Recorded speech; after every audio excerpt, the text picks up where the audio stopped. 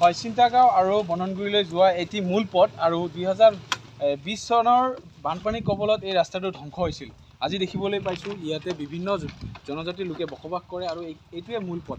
ইয়াতে কোনো ধৰণৰ মেৰামতি চৰকাৰে কৰিবলৈ দেখিবলৈ পোৱা যোৱা নাই। কি ক'ব? কি ক'ম আৰু আমি এতিয়া ধৰ এনেকৈ মোটামুটি যোৱা বাৰিষাৰ পৰা এনেকৈ চলিয়ে আছোঁ আৰু এতিয়া মাজতে আমাৰ EM কৈছিলে যে আৰু এমাহৰ পিছত আমি ধৰ এইখিনি ঠিক ঠাক কৰি দিম, মানুহখিনি যাব পৰা ব্যৱস্থা কৰি দিম, কিন্তু আজিলৈকে ধৰ একো দেখা নাই। এনেকৈ আৰু ল'ৰা ছোৱালী লৈ স্কুলত অহা যোৱা এনেকৈ আৰু উপায়ে নাই আৰু। খুব এটা জটিল হৈছে। জটিল মানে এতিয়া ধৰ আমি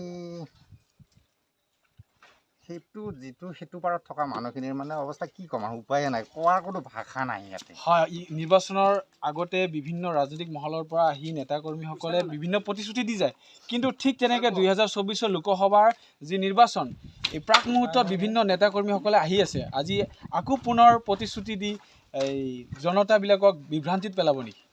তেনেকুৱাই হ'ব, তাতকৈ আৰু বেলেগ নাই। আমাৰ মানে সেইটো পাৰৰ মানুহখিনিৰ অৱস্থা মানে কোৱাৰ মানে বাকী নাই আৰু, কি ক'ম, এনেকুৱা হৈ যায় আমাৰ, মানে কি ক'ম, ভাষা নাই আমাৰ এই কোৱাৰ কাৰণে।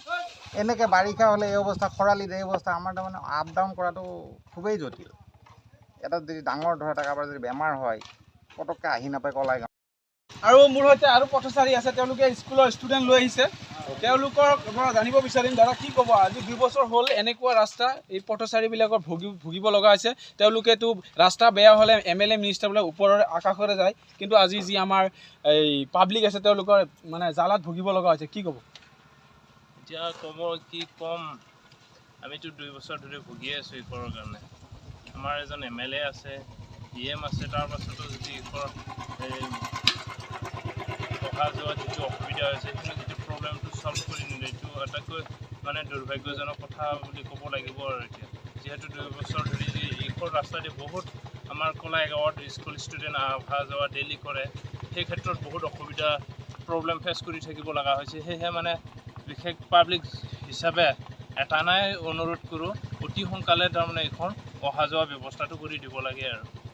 হয়, আৰু আছে আমাৰ মাজত, তেওঁলোকে ইতিমধ্যে ইফালেদি শ্বৰ্টকাট হয় বুলি তেওঁলোকে আহিব বিচাৰিছিল আৰু আজি আহি থকাৰ অৱস্থাতে তেওঁলোকে দেখিলে যে এনেকুৱা এটা পৰিস্থিতি। কি ক'ব দাদা? বহুত কষ্ট কৰি বাইকখন পাৰ কৰি লৈ আহিলোঁ। ইয়াতে স্কুলীয়া ফলাফল লৈ আহিছে, ল'ৰা ছোৱালীবিলাক আহিছে, দেখিছোঁ বহুত কষ্ট কৰি গাৰ্জেনবিলাকে লৈ যাব লগা হৈছে। তাৰকাৰণে ৰাস্তাটো হৈ গ'লে, ব্ৰিজটো যদি হৈ যায়, আমাৰ ৰাইজৰ মানুহৰ অলপ সুবিধা হ'ব, অহা যোৱা কৰাত ভাল।